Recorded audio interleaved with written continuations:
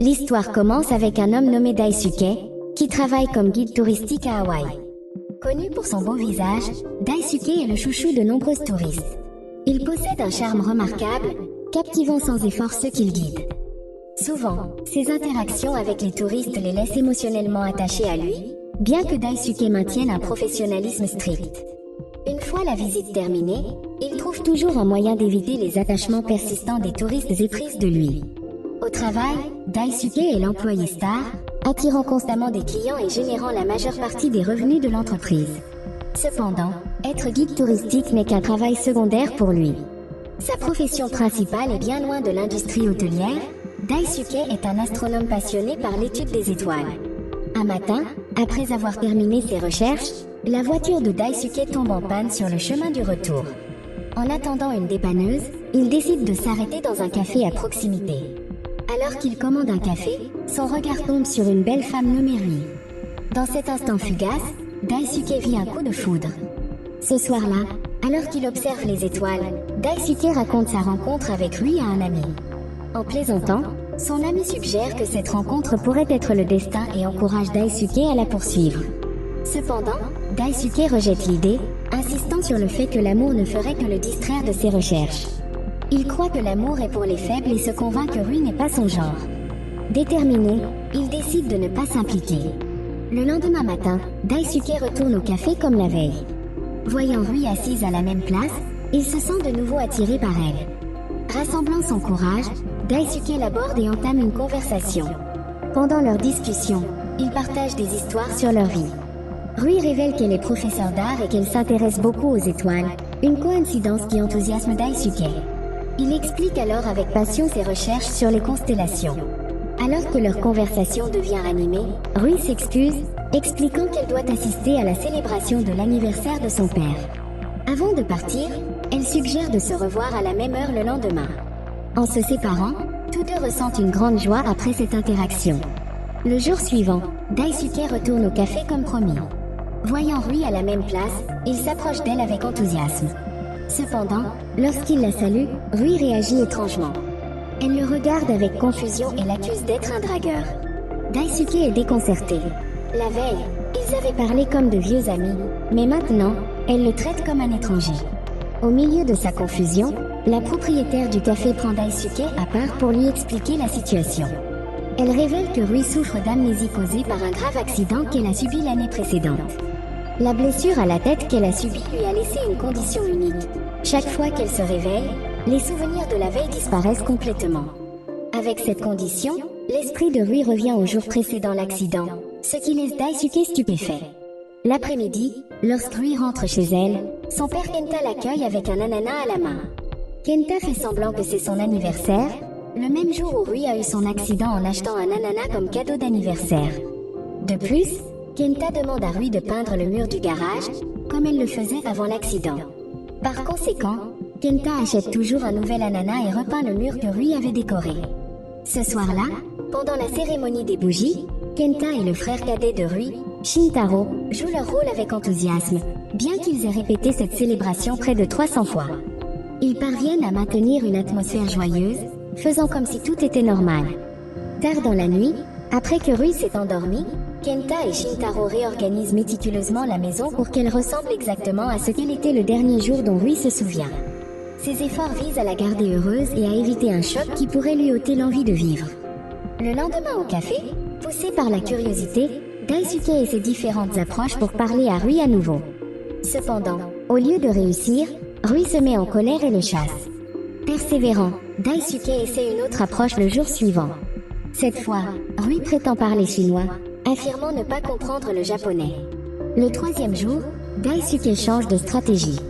Plutôt que d'aborder Rui directement, il décide de la faire venir à lui. Avec une démonstration dramatique de pleurs exagérées, Daisuke réussit à attirer l'attention de Rui. Inquiète, Rui vient le consoler et l'inviter à s'asseoir avec elle. Ils commencent à discuter et à partager des histoires, et avec cette méthode, Daisuke parvient enfin à se connecter avec Rui. Cependant, en se séparant, Rui révèle qu'elle savait depuis le début que Daisuke mentait. En observant son comportement, Rui avait conclu qu'il n'était qu'un séducteur essayant de la charmer. Déçu, Rui laisse Daisuke derrière elle. Se sentant coupable, Daisuke essaie de la suivre. Voyant l'insistance de Daisuke à importuner Rui, la propriétaire du café s'inquiète et contacte Kenta. Quand Daisuke arrive chez Rui, Kenta et Shintaro l'interrogent immédiatement. Sans hésitation, Kenta exige que Daisuke reste loin de Rui. Apparemment, Kenta et la propriétaire du café ont travaillé dur pour protéger la condition de Rui. Kenta ne veut pas que la présence de Daisuke bouleverse Rui ou lui fasse prendre conscience de son état. Fermement, Kenta interdit à Daisuke de retourner au café pour approcher Rui à nouveau. Entendant cela, Daisuke reste silencieux et part. Le lendemain matin au travail, Daisuke, qui n'a pas obtenu l'approbation de Kenta, ne peut s'empêcher de penser à Rui. Tout en se confiant à son patron, ce dernier lui donne un conseil en passant. Selon le patron, si Daisuke aime vraiment Rui, il devrait persévérer et ne pas abandonner, quels que soient les obstacles. Ce conseil ravive la détermination de Daisuke. Avec une nouvelle résolution, Daisuke part à la recherche de Rui. En chemin, non loin de la maison de Rui, Daisuke commence à élaborer un plan. Il se dit que tant qu'il ne va pas au café, il ne viole pas les ordres de Kenta. Bientôt, il repère la voiture de Rui au loin. Rapidement, Daisuke l'arrête, prétendant avoir besoin d'aide pour démarrer sa batterie à plat. Cependant, au lieu d'améliorer la situation, Daisuke se fait accidentellement électrocuter. Le lendemain, Daisuke essaie une nouvelle fois d'attirer l'attention de Rui. Cette fois, il se déguise en dinosaure, mais Rui l'ignore simplement et passe son chemin. Frustré par ses échecs répétés, Daisuke recourt à une tactique plus extrême. Il s'attache et s'allonge au milieu de la route, espérant que Rui s'arrêtera pour l'aider. Cependant, Rui ne le remarque pas, et Daisuke manque de se faire renverser par une voiture. Heureusement, l'incident ne met pas sa vie en danger.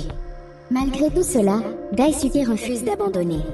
Pour sa prochaine tentative, Daisuke demande l'aide d'un ami proche pour jouer le rôle d'un voyou, espérant que son plan réussira enfin. Malheureusement, aucun de ses efforts ne se déroule comme prévu. Peu après, Kenta passe par là et invite Daisuke chez lui. À la maison, Kenta admet qu'il a secrètement observé la persévérance de Daisuke.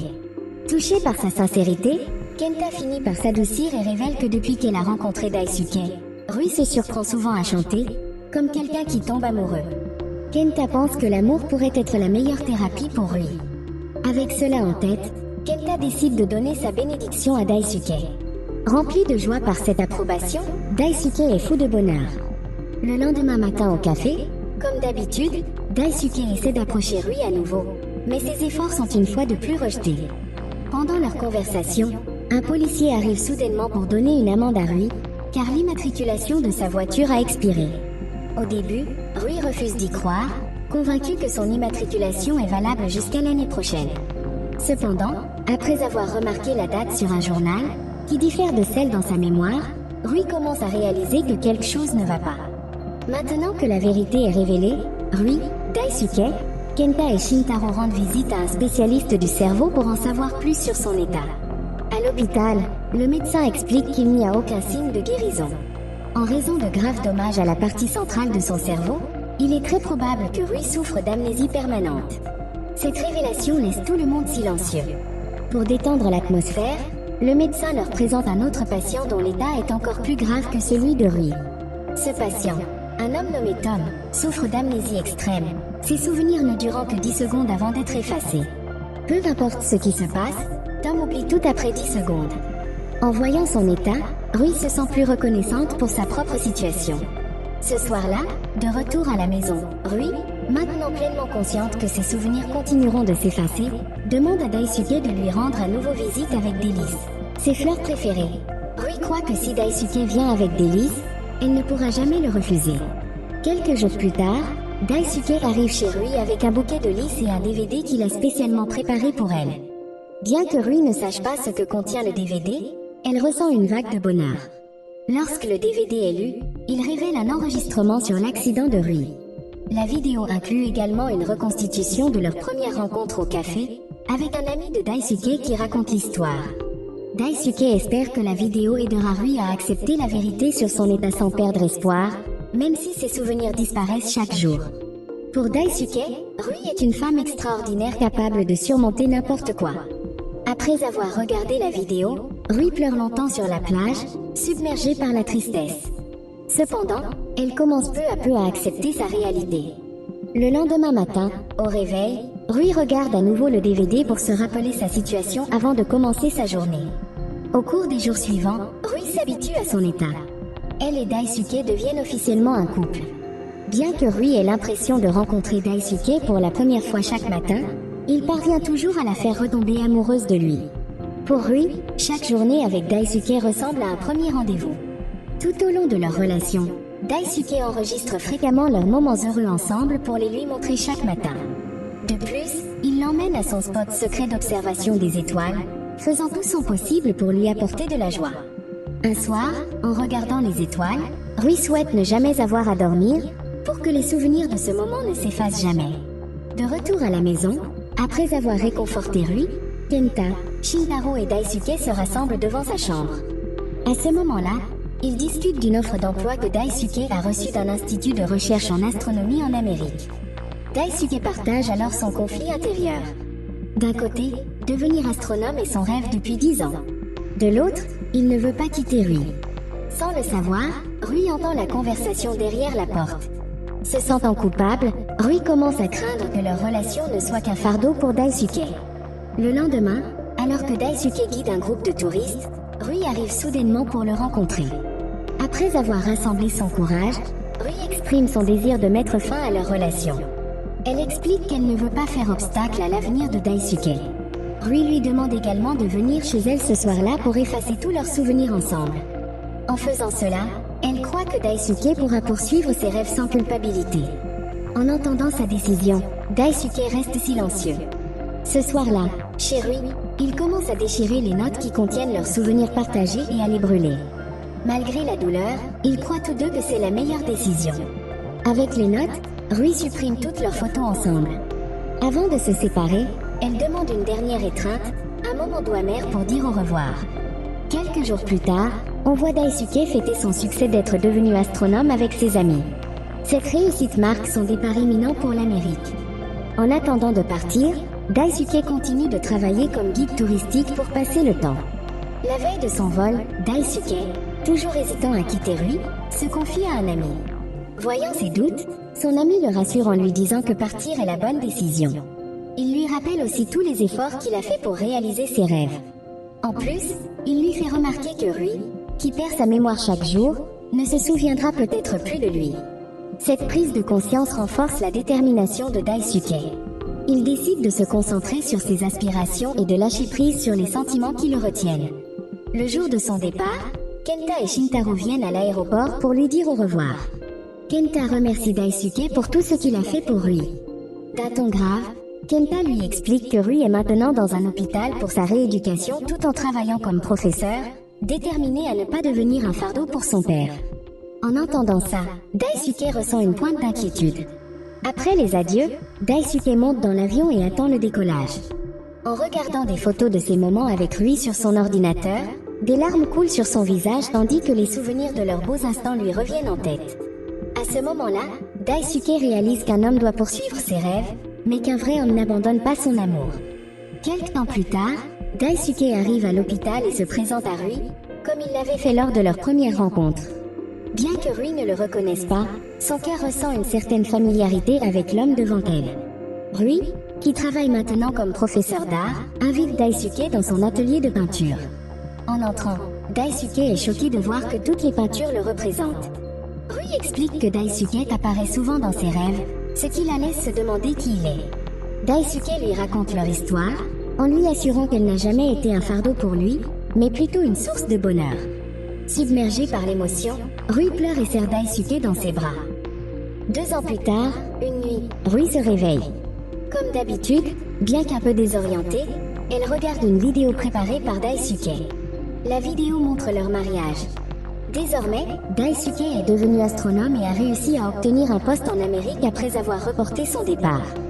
Après avoir regardé la vidéo, Rui va sur le toit pour observer les étoiles avec Daisuke et leur fille. Bien que sa mémoire continue de s'effacer, leur petite famille reste entourée de bonheur. Ensemble, ils profitent de la beauté de la nuit étoilée, en espérant que ce moment durera toujours. La leçon de l'histoire: l'amour peut te faire faire des trucs stupides, comme te déguiser en dinosaure ou t'allonger sur la route, mais au moins, tu seras inoubliable. Aussi, poursuivre ses rêves, c'est génial. Mais n'oublie pas, les étoiles brillent. Mais les câlins sont plus chaleureux.